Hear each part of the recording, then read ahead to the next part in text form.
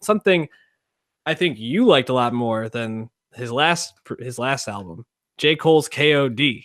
I saw you tweeting about it. You seem to be very high on this album. Talk me into it, because I am not as high on this album. Yeah, well, I think part of it is that J. Cole's fourth album, For Your Eyes Only, was not very good. Wasn't nominated for a Grammy. It did fucking big numbers, 492,000 first week, because Cole's a force. But it was an album that was preachy, slow, not fun to listen to, really. Only really one song I ever go back to is Neighbors, which I think is a really good song. But overall, it wasn't a good record, and that came out December 2016. And that record really symbolized J. Cole as an artist, his transformation from being this kind of more woke, thoughtful guy. He's like the same age as Drake, and he's been around just about as long.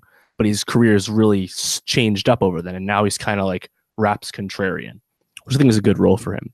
But KOD has a lot of the similar messaging of For Your Eyes Only, but I think it's a little more focused, and more importantly, the beats are better. He doesn't sing as much, only sings hooks, which is fine. And these are songs that I actually want to listen to again, which I think is a big change from For Your Eyes Only.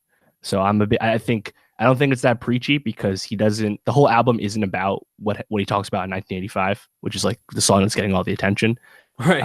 I think overall it's quite a solid record. So when you say it's more focused, what do you see the focus of this album being? I don't know. Well, that's the thing. Like, he does have a paint kind of a broad brush. I think that's the big, like, obviously, like, Cole's a punchline for stuff, and his fans are very overzealous, so there's easy jokes to be made. But a fair critique would be that he isn't as deep as he thinks he is. He's just kind of saying, like, basic observations. It's not that he's just saying bullshit or, like, fake deep shit like XXX or something. Like, he actually is saying things, but maybe he still thinks it's a little deeper than it really is, you know? Which I think is a fair statement. But, I mean, I think it's also, like, he's not Run the Jewels level lyrics, I think, which is, it's a fair, baseline to start with. Yeah, I think he's a very good lyricist. I think he can write great rhymes, and he does go in on some of these songs. But I feel like if there's one song that epitomizes J. Cole and everything that he could be, but everything that he actually is, on this, it's Friends. Because on Friends, he's like tearing everything apart and talking about all these things that make society terrible and are bad influences. And then his overall message is meditate, don't medicate, bro. J. Cole, you fucking nailed it, dude. But like, that's the thing, is that song is fucking fire until that, and then you're just like, come on. Like, if he had like something to really hammer that home, or some like awesome message, or even if it just like it led into something that seemed like it was more. But I always leave J. Cole records wanting something more, and that's the thing, is he always disappoints me. I think that's fair. I think that's why my still favorite J. Cole record is his third one, 2014 Forest Hills Drive, because he wasn't as ambitious lyrically on that, and he just had like 6 or 7 hits on it. And like, I love all those songs. Those songs are bangers, and I saw them live and they were awesome, So it was almost like a less is more project for me. Whereas KOD, I think, is kind of a return to form, where he kind of has more of the hit making from 2014. Yeah. And then some of the lyrics from For Your Eyes Only, but without the put you to sleep beat selections of the most recent album. Yeah, and Photograph also, just a super weird song. Just like the Oompa Loompa type, I will keep her for myself. I was like, all right, bro, do your thing. But yeah, 1985 bangs. Like, yeah, that song goes hard. I mean, what's thinking about that? 1985 is more or less a trap beat, but then you listen to it, and he starts off with a Kanye "We Don't Care" interpolation, which was fucking fire. I wonder how many people actually catch that, young fans, but that was great. And then he just kind of goes in on SoundCloud Generation and glorification of, lean and activists and Xanax and shit.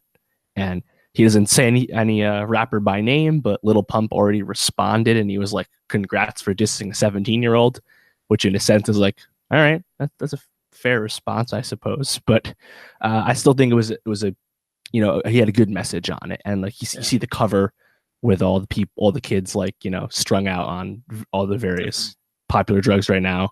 And I think, someone needed to say these things, and it really helps when it's coming from someone people care about. Yep. You know, like if Aria Rugged Man was saying all this shit, he probably does already say this shit. Like no one gives a fuck. You know, Right. but like it's someone with real influence and Mhm. people that has real respect. I think it goes a longer way. Yeah, Just 1905, a amazing song.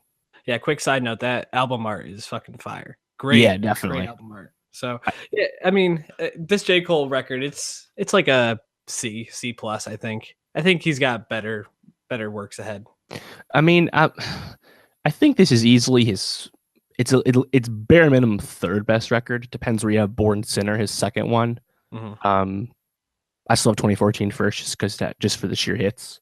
But Hmm. I mean, I don't know. I think this has a lot of good cuts. I think the the title track KOD, which broke the Spotify streaming record, beating out Drake, crazy. ATM, I think is good, or his video. Hmm. And then like songs like Kevin's Heart, where it has like a singy hook, but like it actually has like a good message. I think there's a lot here.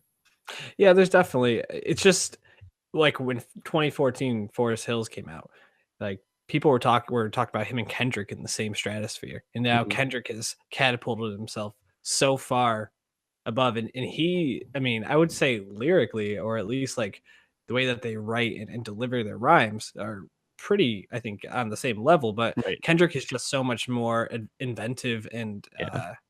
takes so many more chances that land artistically. They're Right. not even close at this point. Yeah. I mean, Kendrick's so granular with his Yeah. references and his double entendres and stuff. It's tough to really compare anyone to that.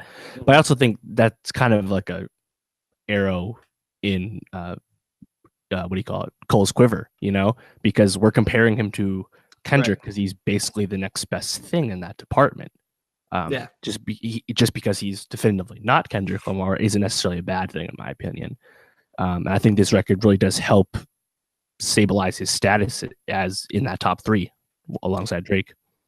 Yeah, man. Not everybody can be LeBron, I guess. So And sometimes you oh, got to be and second first week best. it's gonna be projected 375 to 390,000 first week, biggest Pretty album good. release of the year, Pretty good. beating out Cardi. Um, and for an album that wasn't even promoted either.